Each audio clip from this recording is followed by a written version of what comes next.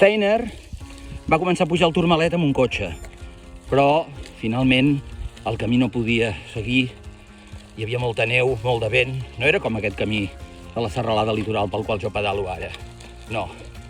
Va fer tornar el cotxe, va continuar caminant, i quan tothom el donava ja per mort, va aparèixer a Santa Maria de Campany. Va posar un telègrama a Henry Desgrange, l'amo del Tour, i li va dir: molt bona ruta, perfectament practicable. Havia nascut el ciclisme èpic, heroic, el d'abans. Això que ara en diem gravel.